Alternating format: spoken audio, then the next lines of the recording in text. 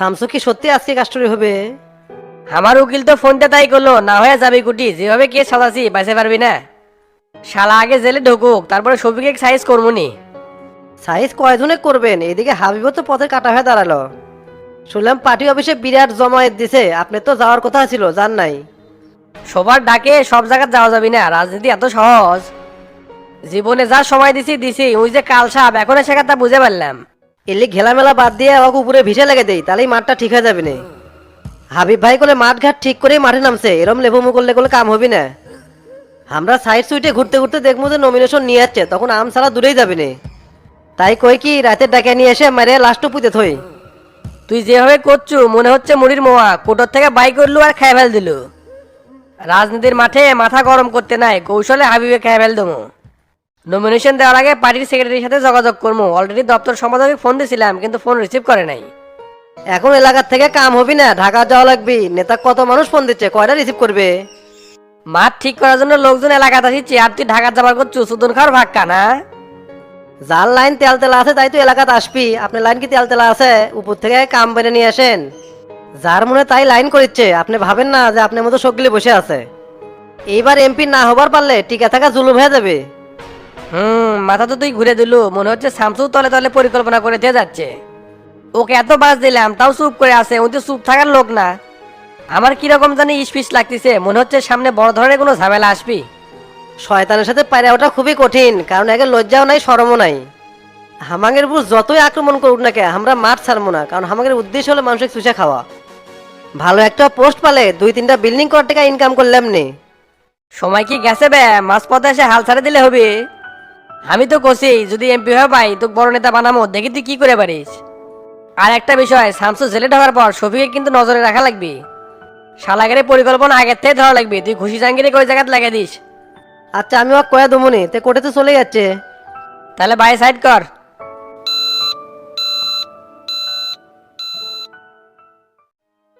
সবার উদ্দেশ্যে আমার একটাই কথা, সামনে নির্বাচন, জনগণের দুয়ারে দুয়ারে সবার যেতে হবে। আমাদের উন্নয়নের কথা জনগণের সবাইকে জানাতে হবে। কাজ কাম তো করবেন, কিন্তু কমিটির অবস্থা তো ভালো না। এই সময় আমাদের ঐক্যবদ্ধ হয়ে কাজ করা লাগবে।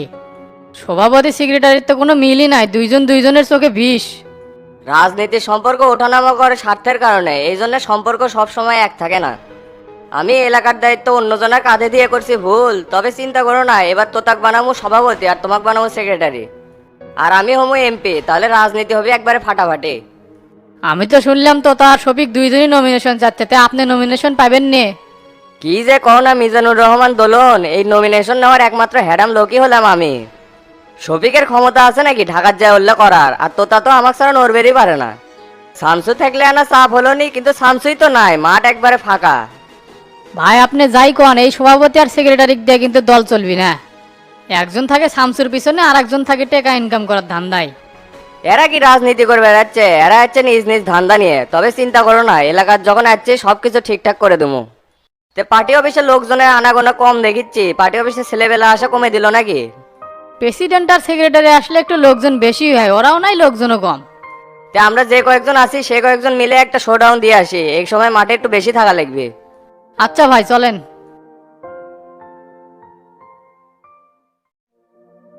আমি সর্বোচ্চ চেষ্টা করতেছি ভাই, আপনি স্থায়ী জামিন লে জেল থেকে বাই করবো।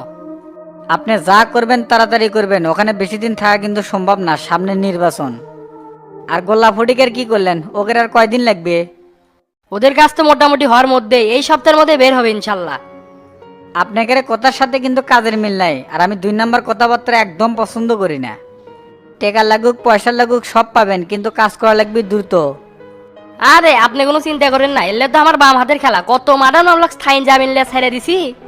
টাকা পয়সা খরচ করলে এলে কোর্ট কাছারি কোনো বিষয় না, যেটি যাবেন তেলতেলা করে কাম হবি। টেকার বিষয়ে আপনি কোনো চাপ লেন না, টেকা আপনার কাছে অগ্রিম পৌঁছে দেবে। শামসু জেলে ঢোকার কারণে কত বড় যে লস হবে এটা টেকা দিয়ে শুধরান যাবে না। আপনার কাছে একটা রিকোয়েস্ট থাকবে, সামনে নির্বাচন, এই নির্বাচনের আগেই শামসুক বাইর করা লাগবে। যেটি 2 টাকা লাগবে সেটি 5 টাকা খরচ করবো, কোনো সমস্যা নাই, কিন্তু আমাকে টার্গেট 1 মাস। আপনি সেই লক্ষ্য রেখে কাজ করেন, কাজে যেন কোনো হেলাফেলা না হয়। কোর্টের খেলা আমাকে খেলবে দেন, আপনাকে একবার তাক লেগে দিব। জজের সাথে লাইন করলে খুব তাড়াতাড়ি হবে, এমনকি প্রথম শুনানির দিনও কাম হতে পারে। আর যদি না হয় তাহলে নট বেলের কাগজটা শফিক চাচাক দিবেন, বাকিটা ওরাই করবি নি। আচ্ছা এখন তাহলে ওটা হোক, 10 মনে বসছে। তাহলে চাচা ওটা হোক, আর আমি ভেতরে গেলে দুপুরের খাবারটা পাঠিয়ে দিন, বাইরে মনে হয় আর বেশিক্ষণ থাকা হবে না। ঠিক আছে, আমি সব বন্দোবস্ত করবো নি, তুমি যেন বাইরের চিন্তা করো না। আর তুমি ভেতরে গেলে আমি পিসির টাকা লাগিয়ে দিচ্ছি, তুমি খালি আজকের দিনটা কষ্ট করো। তোমার জন্য আমি বাইরে থেকে সর্বোচ্চ চেষ্টা করবো, তুমি যেন কোনো চিন্তা ভাবনা করো না। চিন্তা ভাবনা করে তো আর লাভ নাই, জেল জরিমানা এলে ছেলে মানুষদের জন্যই। আর আপনারা দেখে শুনে চলেন, কারোর সাথে যেন কেসাল গন্ডগোল করেন না। আমি আসি, তারপরে ব্যবস্থা নেব নেই। আচ্ছা তাহলে ওটা হোক। কি ব্যাপার আয়নাল ভাই, মনে শান্তি লিয়া দোকানদারি করিচ্ছ, তে আমার টাকাগুলো তোলার না ব্যবস্থা করা লাগবে না? এই তো চলিচ্ছে আলহামদুলিল্লাহ। তে তুমি টাকা তোলা নিয়ে এত ব্যস্ত হয়েছে কে? এতদিন ধৈর্য ধরে থেকে পারলে আর কয়েকটা দিন থেকে পারবে না সবুরে মেওয়া ফলে। তে তোমাকে যে পরামর্শ দিছিলাম সেই অনুযায়ী কাজ করছাও? শফিক চাচার কাছে তো গেছিলাম, তাক সব ঘটনা আমি খুলে গেছি। শোনা মাত্রই তো খেপে ফায়ার, আমাক করছে যে অক টাকা দিছো, আমাক কছিল বে সুদুনেত পড়ছে আর আমার কাছে আসছে, তোরা তো মানুষ হবো না। পরে বুঝে শুনে আমি ম্যানেজ করছি, পরে আমাক করছে তুই যা, আমি দেখবনি। মুলা করবি, ওই লোক হলে দুনিয়ার ব্যস্ত মানুষ, তোর টাকা তোলা নিয়ে বসে আছে। ভোটের মধ্যে তুমি যা করছো, দিনের পর দিন তেল মেখেও তোমাকে ঠিক করা যায় নাই। ধের মিয়া, তোমার খালি পুরোনা পেশাল, সে কবে ভোট চলে গেছে আবার নতুন ভোট আসিচ্ছে, তাও ওই একই পেশাল। আমার না হয় তো তাক চিন্তা না ভুল আছে, কিন্তু মুন্টু ডাক্তারের সাথে যেটা করছে ওটা কি করা ঠিক আছে? সামনে ভোট আসিচ্ছে, তোতা খালি ভোট চাওয়ার আসুক, মুখের উপর একবার অপমান করবো। তে আয়নাল ভাই, তুমি এনা দেখো তো শফিক চাচাক তুমি কোলে আনা ভালো হবি। না না হবি না, ওই লোক হলো লড় ভরা, মুখে খালি হ হ করে কিন্তু কাম করে না। আমার টাকা নিয়ে যে সার্কাস শুরু করছিল, শামসু না আসলে তো আমার টাকাই পেলাম নি না। যে চলো না কেন শামসু ভাইয়ের কাছে যায়, ওটি গেলে না ভালো কাম হবে। পাড়ার খোঁজ খবর তো তুমি রাখো না, একটু আগে বিদায় দিয়ে আসলাম, শামসু ভাই কোর্টে গেল হাজিরা দিবের। হয়তো তাই ফিরে আসবি না, কাস্টডি হবি, আর ওর সাথে দেখা করবে গেলে জেলে দেওয়া লাগবে। হ্যাঁ, এটা কোনো একটা কাম হলো, তো তাহলে চলো তোতা ভাইয়ের কাছে যাই। টেকাটা তো ন্যায্য ভাই, আমরা দুইজন গেলে কাম হবে। আবার দোকান বন্ধ গেছে তো তার কাছে যাবো। না করো না গো, এনা চলো না কে, তাহলে আমার না উপকার হলো নি। হ্যাঁ রে, এত কথা, তেলে দেরি করো, যাচ্ছি। এ আগে ওঠো না, একটা সিগারেট দিয়ে তারপরে ওঠো। কি সিগারেট দেবো? আমি কি সিগারেট খাই তুমি জানো না? একটা ব্যানসন সিগারেট দাও। এতদিন হলো দোকানদারি করেছে, তাও কাস্টমারের চাহিদা বোঝে না। হাই রে, দোকানদার এসে গেছে। কাছে টেকা আছে তো আমি বাকি কোনো কিছু দেবো না। অনেক কষ্ট করে দোকানে মাল তুলছি, মানুষের মধ্যে মেলা টাকা পড়ে আছে, নতুন করে আর বাকি দিচ্ছি না। তুই তো দেখলুই, তোর ভাইতে কত কষ্ট করে টাকাটা তুললাম, এই টাকা দিয়ে আবার বাকি দেই, তাহলে আমার কষ্ট হয়ে যাবি না? এই মেয়ে, তোমার লাইফ হিস্টোরি আমাকে শোনাচ্ছ কি জন্যে? আর তোমার তো সাহস দিন দিন বেড়ে যাচ্ছে।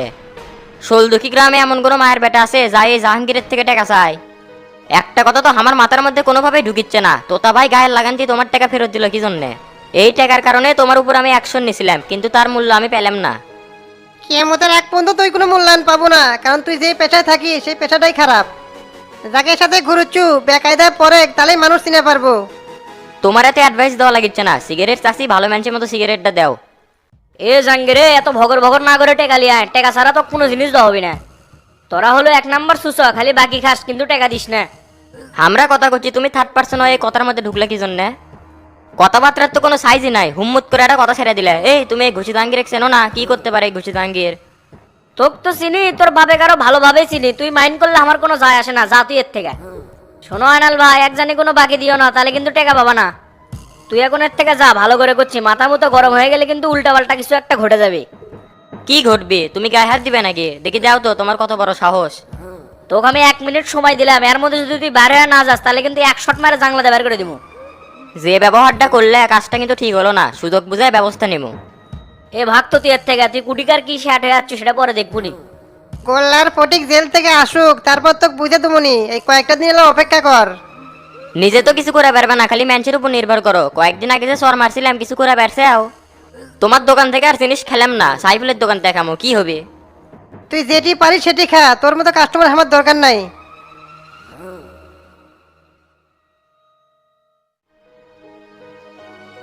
এ তো তাই কোর্টের বাইন্দেত কেমন খুব ঘোরাফেরা করছো, ঘটনা কি?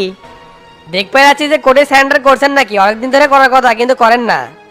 সময় হসে তাই করতেছি, এটা দেখার কিছু নাই। কয়েকটা দিন যাক, আগে জেল থেকে বাড়াই, তারপরে তোর দেখা বাইর করে দেবনি। তুই যে মিথ্যা মামলা আমার উপর দিস, এর খেসারত হারে হারে দেওয়া লাগবি। সাপের লেজে পা দিয়ে কাজটা তুই মোটেও ঠিক করিসনি, সবল তোর খাওয়াই লাগবি। তোর সাথে বহুত হিসেব নিকেশ আছে রে তোতা, জেল থেকে বাড়াই সব সদে আসলে তুলে লমো। ঢাকা শহরে বহুত মাস্তানি করে যাচ্ছি, কিন্তু এত পেরা পাইনি যে পেরা তোর কাছ থেকে পাইছি। মরার আগে মানুষের কিন্তু বিঘের হয়, সেই বিঘের আছে তোর, তোর বিঘের আমি কিন্তু থামে দমু। আল্লাহর কসম করে করছি, জেল থেকে ফিরে আসার পর তুক যদি পাই আমার হাতেই তোর মরণ হবি। আগে ঢোকেন, কতদিন বার লাগে বাই হতে, আগে এলে চিন্তা করলে হবি। জেলে ঢোকা সহজ, বাইরে হওয়া খুব কঠিন, কথাটা মাথায় রাখেন। অন্য কারোর জন্য কঠিন হতে পারে, কিন্তু এই শামসুর জন্য না। তুই তো এই শামসুর পরলি দেখিসনি। বহু রূপে রূপান্তরিত আমি, খালি একটা দায়িত্ব ছিলাম, এই জন্য হাত পা গুটে রাখছিলাম। এরকম 2-4টে মার্ডার মামলা আমি ফেস করছি। কয়েকদিন ওয়েট কর, বাইরে তোর সাথে দেখা হচ্ছে। শামসু তাড়াতাড়ি এসো, তোমার নামটা কিচ্ছে? থাক, চলে গেলাম, পরবর্তী সাক্ষাতের জন্য প্রস্তুত থাক। আচ্ছা ভাই, তাড়াতাড়ি যান।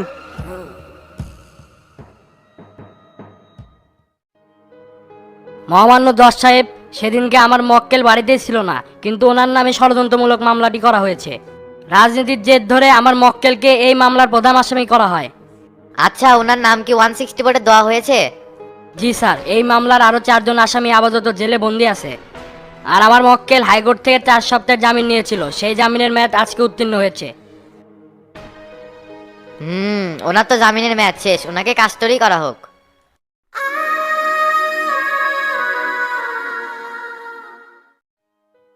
এ রাব্বি, তোরা কুটি থাকিস? হ্যাঁ, আজকে শামসু ভাই জেলে আসবি তো করে মনে নাই? সব বন্দোবস্ত করা লাগবে না?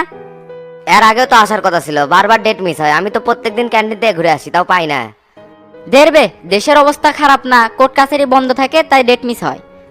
অলরেডি কাস্টডি হয়ে গেছে, তুই মিজানিক নিয়ে যা, আমদানি ম্যাটের সাথে কথা ক। আমদানির ম্যাট মানে আমিনুর ভাই, ওই তো আমাকে চেনে না। একদিন হলে জেল খাটিচ্ছু, তাও চেনে না? জেলের মধ্যে কি করিস বে, খালি খায়াস আর হাগিস? করো তো আর 3 নাম্বার লোকাপে মিলন আছে, অক নিয়ে যাস, অক ঠিকই চিনবে নি।